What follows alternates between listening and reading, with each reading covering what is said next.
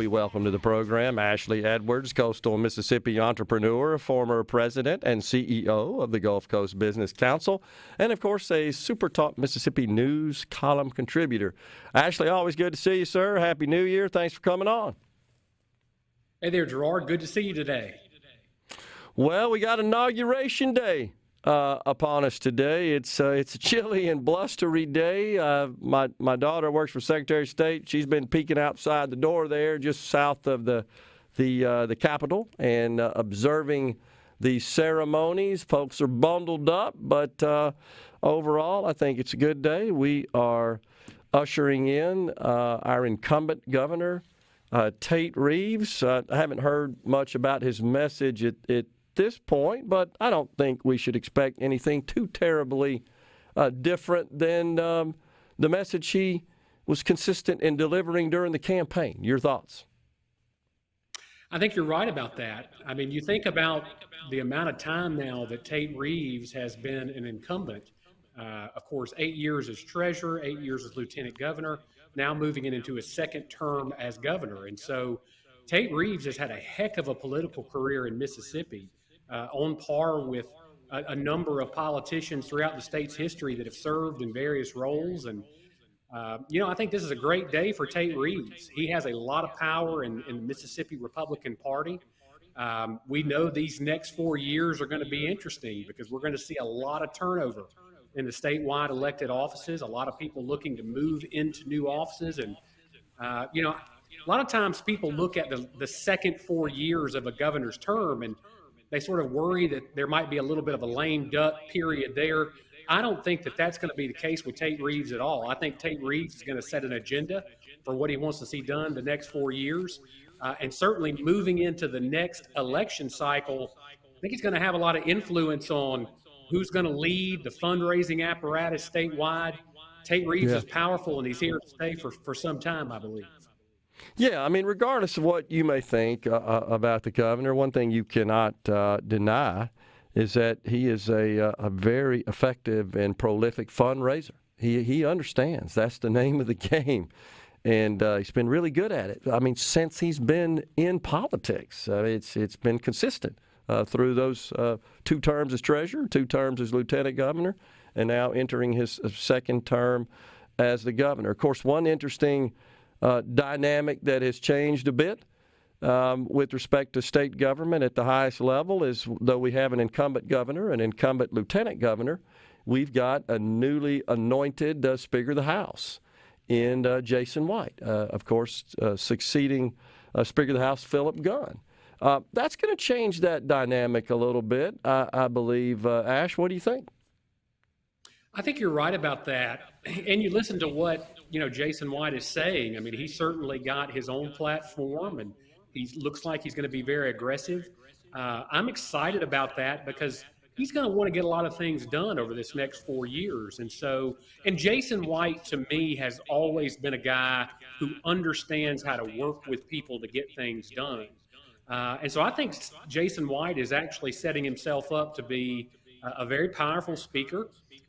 He has a lot of support within his House delegation, his ability to work with Delbert Hosemann in the Senate to get things done in the legislature. I think, it bodes well for the next 4 years.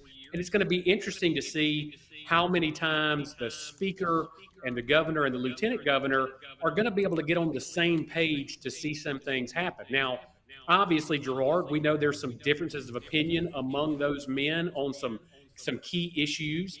But the old adage holds true. There's no such thing as a permanent friend or a permanent enemy in politics. And over this next 4 years, it's going to be interesting to see how those three interact on some of these issues that they're going to want to push forward. And you're already starting to hear about some of those things. And, to your point earlier, I have not been able to hear the governor's inauguration speech yet, but I think he's going to really signal in that some of what his important priorities are going to be. And it's going to be interesting to kind of compare and contrast that with what you see coming out of the legislative leadership. I agree. And best I could tell, just in seeing the governor speak quite a bit during the campaign trail, he always stated that elimination of the income tax was his highest priority. I mean, he didn't say it specifically like that, but whenever he started talking about the issues, that was pretty much front and center. And he felt like there was a path to get that done, and he was going to continue to lobby, to advocate for that. Absolutely. Tate Reeves has got a reputation as a tax cutter. That's been important to him throughout, and he has never wavered in that regard. And so I think you will see him continue to push for that. I think there are going to be a lot of folks in Mississippi that are going to really like what they hear. I mean, that is a popular piece of public policy. And it's a little different when you're on Main Street and you're talking to folks and you say, hey, would you like to have your income taxes cut? Versus, some of the revenue calculations and the horse trading that occurs in the legislature. And so, I think Tate is going to be standing on a real firm foundation there. And again, it's going to be interesting to see whether or not the legislature wants to go along with that.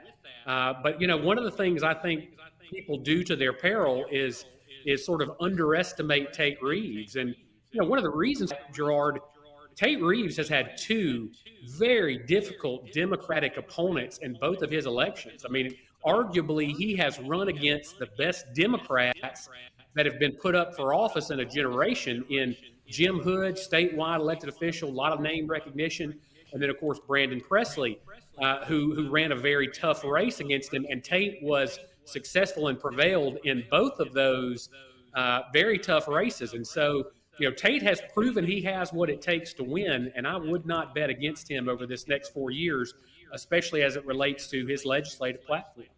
That's a good point, and we should also point out that he had a very difficult primary in 19 with Bill Waller, who was well-funded, a popular figure as well, and made it a tough road for the governor to just receive the nomination. That's right. I mean, hey, politics is about winning or losing elections. And, they threw everything at Tate Reeves they had.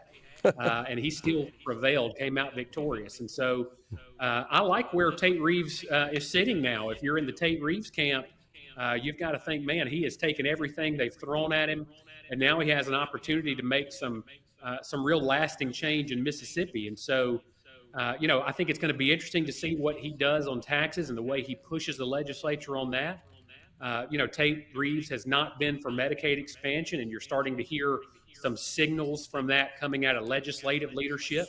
So it's going to be interesting to see how that discussion goes. Usually the first year after a big election cycle, you don't see a lot of controversial issues and a lot of things. But 2024 certainly looks like it's going to be a lot different than what we've seen historically in that regard. And I expect that we're going to see a lot of really important issues come out this year and probably last into the ensuing years from here on out. And, hey, this is for political watchers in Mississippi, this is going to be a very interesting year. No doubt about it. Let's turn our attention briefly to the national political landscape. It's really starting to heat up, especially with the first caucus coming up in Iowa in less than a week, next Monday. And Rhino and I were looking at the weather and thinking about how that might affect that event. It looks like it's going to be incredible up in Iowa. But we're watching these candidates, Nikki Haley, Ron DeSantis, and, of course, former President Donald Trump. Vivek Ramaswamy, they're starting to attack one another with more vigor and more frequency. Well, what's fascinating to me, Gerard, is watching the careful steps that all of the Trump challengers are taking to try to hit him at one time and simultaneously to try to show support for him. And that is indicative of, where the Republican base in this country is. I mean, Donald Trump has continued to lead in the polls. I think it's unarguable at this point that Nikki Haley has a lot of the momentum. But these first two contests in New Hampshire and Iowa are going to be incredibly important for her. Because, certainly people are watching to see who comes in second, assuming that Trump wins both of those. Haley has probably a better shot of the upset in New Hampshire. But, if she comes in a distant second or it's not really close, then that Trump momentum is going to continue, and you're probably going to see these challengers really start to falter. And, Yeah. there's a lot of questions in terms of fundraising. How long can Ron DeSantis continue to afford to stay in this race if he does not perform well in Iowa and certainly in New Hampshire? And Iowa is the state where DeSantis has kind of gone all in. And so in many ways, the referendum on his candidacy is coming in Iowa. But, if I were agree. a betting man today, I would tell you I think you're going to see a Trump versus Biden general election race. Now, 2024 could be full of surprises. I mean, there are legal maneuverings going on in the background. No telling what could happen, but these next two primaries are going to be really important. Appreciate it, Ashley. Thanks for joining us, man. Thanks so much, Gerard. Have a great day.